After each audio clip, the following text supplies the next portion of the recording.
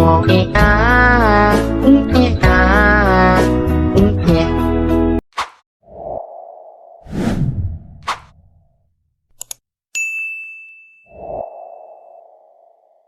ini lagi dipeluk batang pohon wak, sambil dicakar-cakar ya batang pohon tuh dengan kuku tangannya yang panjang. Sosok itu terus menatap Opung dengan tatapan yang menusuk, dan melihat keberadaan si Gulambak itu, refleks Opung pun teriak, "Wah, ada si Gulambak!" Hai, wassalamualaikum warahmatullahi wabarakatuh. Terima kasih sudah klik video ini. Sebagaimana agenda rutin malam Jumat, malam ini aku datang lagi menemani kalian dengan menceritakan satu kisah horor Wawa part 248 Wak. Buat kalian yang nggak mau ketinggalan kisah horor lainnya, bisa langsung cek aja ke playlist, ada part 1 sampai part sekarang ya. Nah, di cerita KHW part 248 ini Wak mengingatkan aku pada teori hutang piutang. Sebagaimana hutang yang harus dibayar ketika kita ini tidak sengaja mengambil, merusak atau juga menghilangkan sesuatu milik orang lain, sudah semestinya kita ini juga bertanggung jawab dengan mengembalikan sesuatu yang rusak itu ya kan. Ngembaliinnya pun juga nggak boleh asal-asalan Wak. Kalau yang rusak itu berupa barang, maka sebisa mungkin kita harus mengembalikannya dengan memberi barang yang sama juga dari segi bentuk, warna, dan juga harga gitu ya kan. Nah, tapi gimana jadinya Wak kalau ternyata yang diambil ini adalah nyawa? Apakah bisa diberi ganti berupa nyawa juga? Nah, inilah Wak yang dialami sama Wawa dalam cerita ini, dimana Wawa ini kehilangan sesuatu akibat ulah dari sesosok urban legend di daerahnya. Dan epiknya Wak, sosok itu tuh juga sempat datang lagi untuk mengembalikan sesuatu yang udah diambil dari Wawa ini. Nah, penasaran gimana kisahnya? Jadi tanpa berlama-lama kita langsung masuk aja ke apanya. Check it out.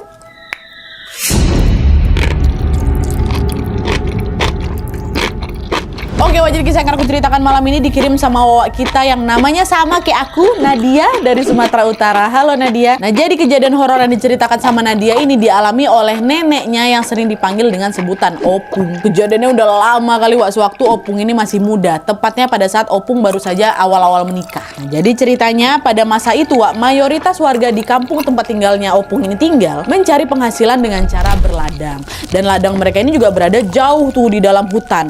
Dan karena pekerjaan di ladang ini sering sekali menghabiskan waktu sampai berhari-hari, para warga-warga yang sering bekerja di sana pun membangun pondokan-pondokan kecil di dekat ladang sebagai tempat mereka untuk beristirahat dan juga menginap. Nah, ladang milik warga ini juga multifungsi Wak, kata Wawa, dimana biasanya mereka ini akan menanam beberapa tanaman berbeda secara bergantian di sana. Jadi misalnya di lain waktu lahan itu tuh dipakai untuk menanam karet, lalu setelah karetnya itu berhasil dipanen, lahan itu nanti diubah lagi nih, dipakai untuk nanam padi, dan setelah padinya dipanen, lahan itu nanti dipakai untuk nanam sayur mayur. Pokoknya kayak gitu loh Wak, dipakai berulang-ulang, ganti-gantian lah gitu apa yang ditanam ya. Nah, sebagaimana kebanyakan warga kampung yang lain Wak, Opung dan juga suaminya ini juga mencari penghasilan dengan cara berladang. Tapi karena pada saat itu Opung sama suaminya ini belum punya ladang sendiri, akhirnya mamanya Opung memberikan sebagian ladangnya untuk mereka olah lah gitu. Dan ladang itu kemudian dibagi jadi dua Wak, yang sebelah kanan ini tetap milik mamanya, yang sebelah kiri jadi milik Opung dan juga suaminya. Tapi meskipun ladang mereka ini hanya bersebelahan, entah karena alasan apa, Opung sama suaminya ini justru membangun pondokan tempat mereka beristirahat itu di lokasi yang cukup jauh dari pondoknya mama. Misalnya pondokan mama dekat mana, pondokan si Opung sama suaminya di ujung mana, kayak gitulah. Nah, walaupun lokasinya ini lebih jauh Wak, mungkin mereka waktu itu ngerasa lebih nyamannya kayak gitu apa kayak gimana lah, pertimbangannya kan yang penting mereka jauhan lah ini pondoknya. Tapi mama juga bekerja sebagai pekebun Wak ya, jadi mama juga sering juga istirahat di pondok itu. Dan setelah pondok mereka ini jadi, Opung sama suaminya pun mulai bekerja di ladang sepanjang hari dari pagi sampai sore Wak. Bahkan tidak jarang juga mereka ini menginap selama beberapa hari di pondok. Gitu juga sama mama.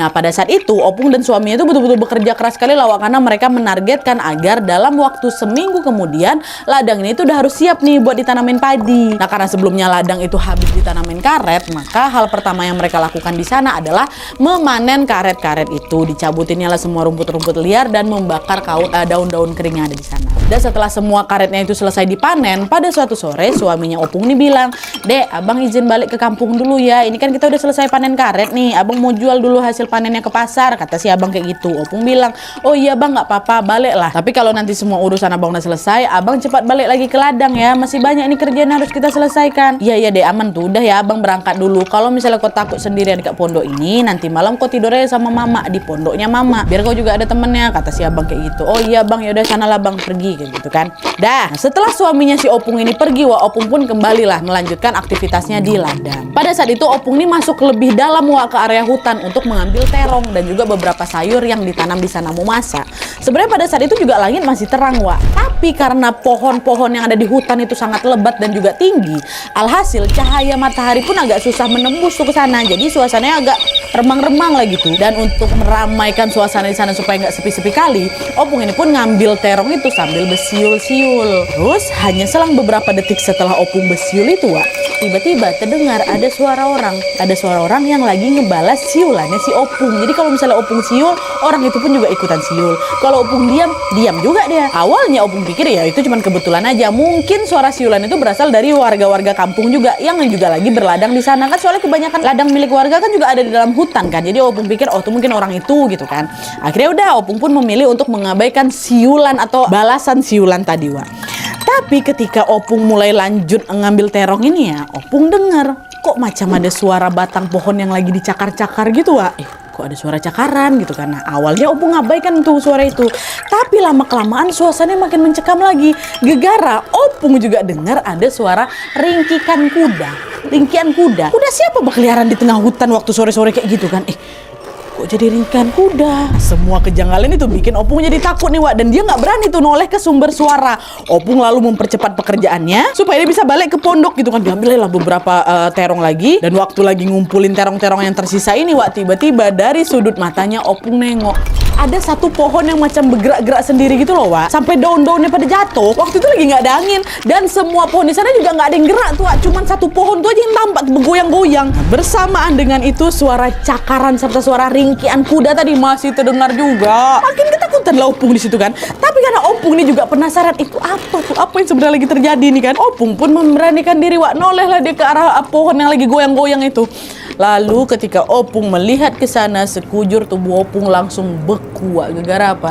Opung melihat ada sesosok mengerikan yang oleh warga sekitar disebut sebagai si Gulambak. Nah, jadi apa itu si Gulambak, Nadia?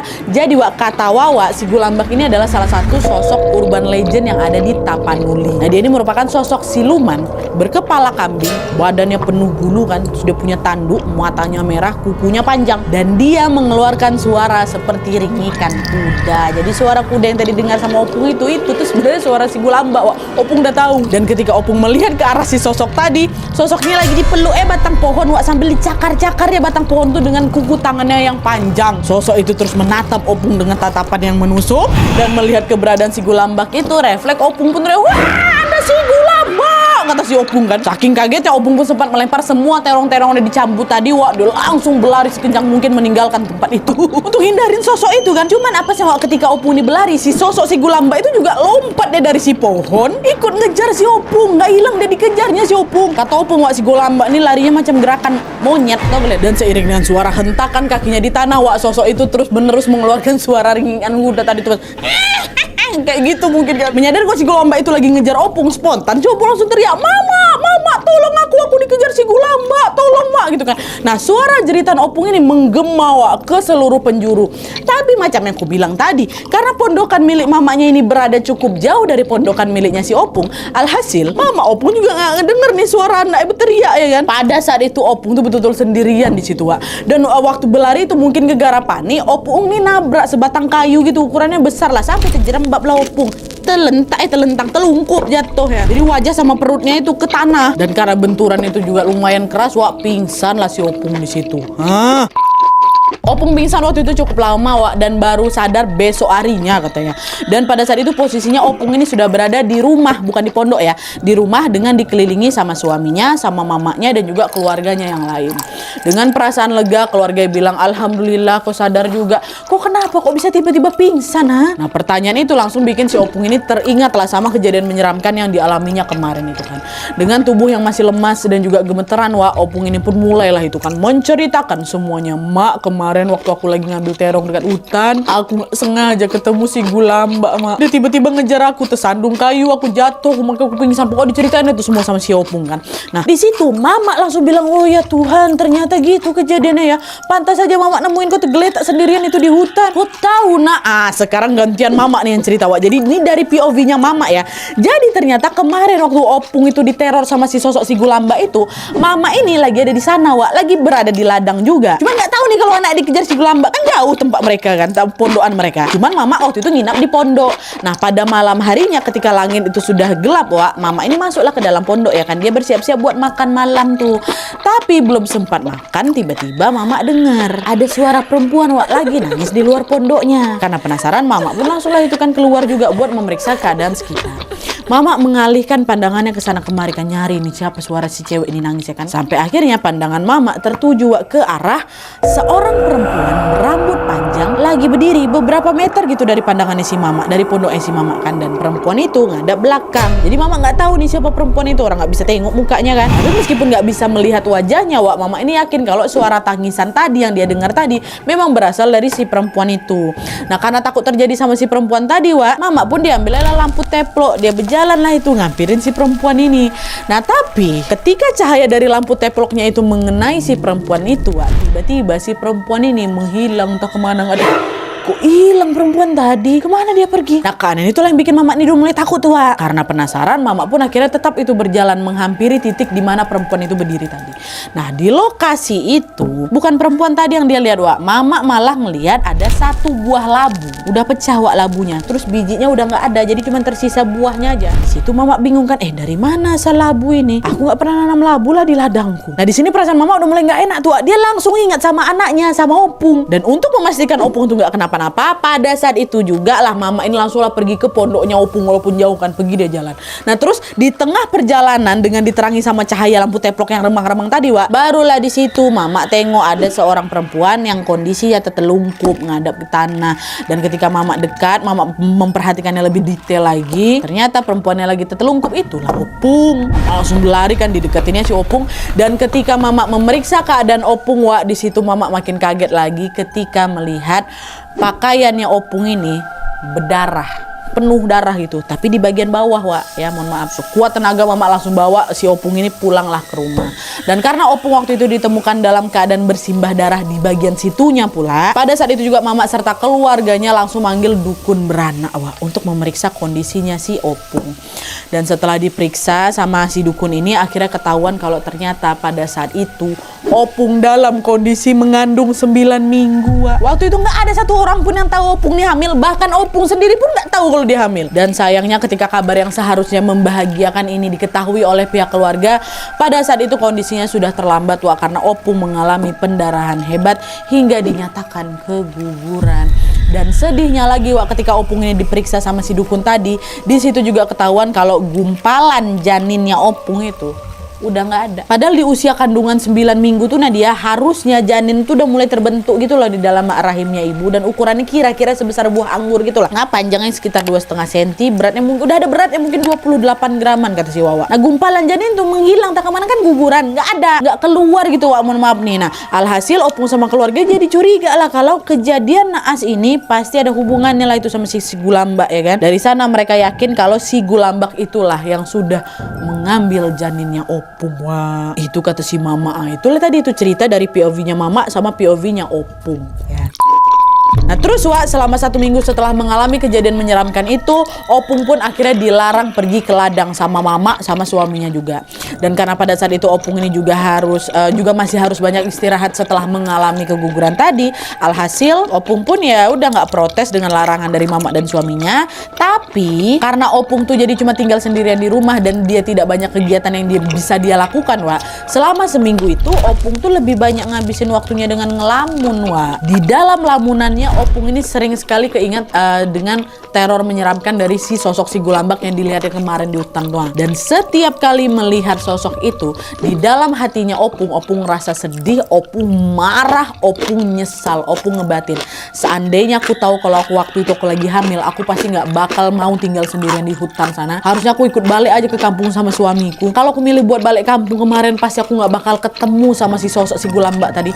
Sekarang aku jadi kehilangan calon anak pertamaku. Dan kalau memang betulan aku diambil sama si Gulambak itu, demi Tuhan aku nggak ikhlas. Itu kata si Opung dalam hatinya. Nah, ucapan kekesalan itu sebenarnya cuman Opung sampaikan di dalam hati aja, Wak. Opung nggak pernah mengungkapkan perasaan sedih atau kesalnya tadi atau sumpah dia tadi tuh di hadapan suami ataupun keluarga yang lain. Tapi meski hanya diucapkan di dalam hati, ternyata ada seseorang yang mengetahui isi hatinya Opung, Wak.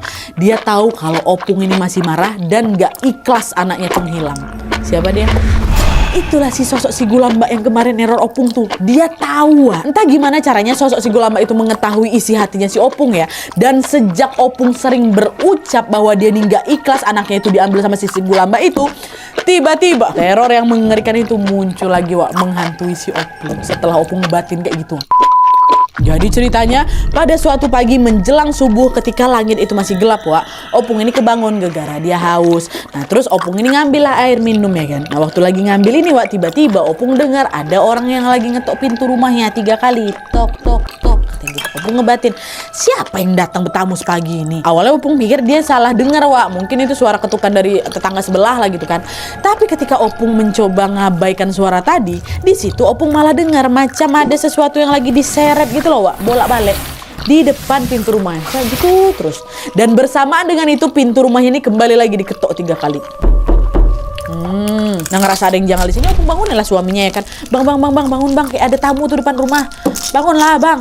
Oi bang, udah dibangunin berkali-kali. Entah kenapa, Wak, suaminya tetap nggak bisa kebangun lah gitu. Nah, sementara itu suara ketukan di pintu tuh masih belum hilang ya. Dan gak lama kemudian terdengar ada orang ngomong, Wak, berat suara di belakang. Udah datang. Dan suara menyeramkan itu terjadi silih berganti dengan suara ketukan pintu, Wak.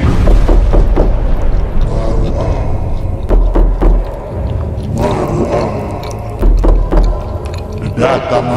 Itu terus berkali-kali gitu. Hal itulah yang membuat Opung sadar bahwa siapapun yang sedang berbicara di depan pintu rumahnya sambil ngetok-ngetok pintunya itu pasti dia bukan manusia. Bukan. Makin ketakutan lagi di situ kan. Di situ Opung cuma bisa terdiam sambil menunggu suara-suara itu hilang, Pak. Terus kurang lebih 20 menit kemudian itu masih 20 menit itu masih dia tok-tok-tok maru au aja kan. Teror menyeramkan itu akhirnya berakhir setelah 20 menit. Lalu ketika langit sudah mulai terang nih, Opung pun beranikan diri lah buka pintu depan rumahnya kan. Dan pada saat pintu dibuka, Wak, betapa terkejutnya Opung ketika dia melihat ada segumpal jantung rusa yang diletakkan tepat depan pintunya si Opung. Di situ feeling Opung udah langsung gak enak. Yang tadi pagi datang ngetok-ngetok rumah pintu aku nih, pasti si sosok si Gulambak itu langsung kayak gitu kata si Opung, Wak. Dan teror yang sama juga terjadi berulang-ulang kali selama 1 minggu Nadia, selama 7 hari. Dimana setiap kali menjelang subuh nih ya, pasti ada yang ngetok pintu rumah Opung aku 3 kali, diikuti juga dengan suara moru au tadi itu. Udah datang aku kayak gitu. Dan sama seperti kemarin, Wak, teror itu juga berlangsung selama kurang lebih 20 menit baru berhenti. Habis itu pagi baru Opung buka pintu lagi. Dan di hari kedua ini, Wak, tepat ketika pintu terbuka, lagi-lagi Opung mendapatkan kejutan baru yang dibawa sama si sosok si Gulambak itu. Kalau di hari pertama kemarin sosok itu bawa apa? Jantung rusa ya kan. Di hari kedua sosok itu bawa isi perut rusa. Hari ketiga kayak gitu lagi, Wak. Udah menjelang subuh diketok moru au lagi 20 menit. Opung keluar di hari ketiga kaki rusa. Di hari keempat ekor rusa. Di hari kelima daging rusa yang ada depan pintu tuh. Hari keenam kepala rusa yang udah busuk, Wak. Dan di hari ketujuh nggak bawa apa-apa. Tapi meskipun di hari ketujuh itu dia tidak ngebawa apa-apa, Wak, pagi itu sosok si Gulambak ini datang dengan membawa pesan baru. Jika biasanya dia hanya mengetuk pintu sambil bilang maro au yang berarti udah datang aku katanya kan. Kali ini di hari ketujuh sosok ini bilang apa? Artinya inilah gantinya, aku kembalikan semua yang udah aku ambil itu. Sosok tuh kayak gitu, ya Allah. Semua teror dari sosok si Gulambak itu membuat Opung ketakutan tentunya, dan makin sering lagi ngelamun, Wak. Alhasil suaminya, mamanya, dan keluarga yang lain pun jadi ikutan khawatir, kenapa si Opung ini ngelamun turun kan? Terus akhirnya mereka pun berinisiatif membawa Opung berobat ke orang pintar, dan di sana Opung pun menceritakan semua kejadian menyeramkan yang sudah menerornya selama 7 hari belakangan ini. Dan setelah Opung menyelesaikan ceritanya, orang pintar itu bilang, dari yang aku lihat sosok si Gulambak itu memang ngincar kau karena dia tahu kamu lagi hamil muda, dan pada saat kamu jatuh dan juga keguguran, sosok si Gulambak itu juga lah yang sudah ngambil janin kamu. Dan sebenarnya setelah kejadian itu dia udah gak punya urusan apa-apa lagi sama kamu, tapi ternyata dia tahu kalau kamu tuh masih marah dan kamu gak ikhlas anak kamu diambil sama dia. Itulah kenapa dia datang ke rumahmu untuk membawakan ganti atas apa yang sudah dia ambil darimu. Dia kan ngambilnya janin, dan sebagian dia ngasihnya rusa, Wak. Dan untuk menghentikan teror dari sosok si Gulambak itu, orang pintar ini pun meminta Opung untuk membersihkan diri dengan cara mandi dari 7 mata air berbeda dan memakan labu kukus beserta sama biji-biji. Dan setelah itu Opung ini juga diminta untuk mengikhlaskan kepergian janinnya, Wak. Meskipun awalnya berat, perlahan-lahan Opung pun mulai sudah bisa ikhlas. Dan setelah Opung ini menjalankan semua saran dari si orang pintar itu, sosok si Gulambak itu pun akhirnya tidak pernah datang lagi meneror Opung, Wak. Kebetulan hilang setelah tadi.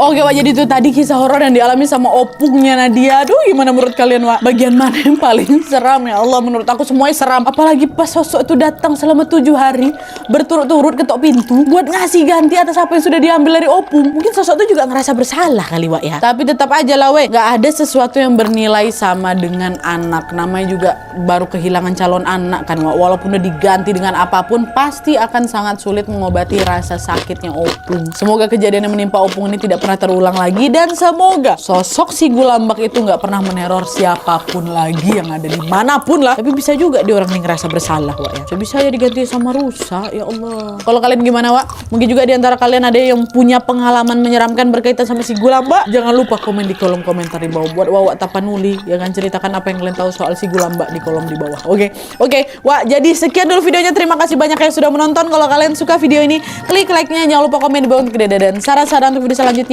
Jangan lupa nyalain notifikasi ya, supaya kalian tahu kalau aku upload video baru. And as always, jangan lupa untuk klik tombol subscribe supaya kalian sama-sama tahu informasi menarik dan menegangkan dari channel aku. See you next video, Wak. Bye.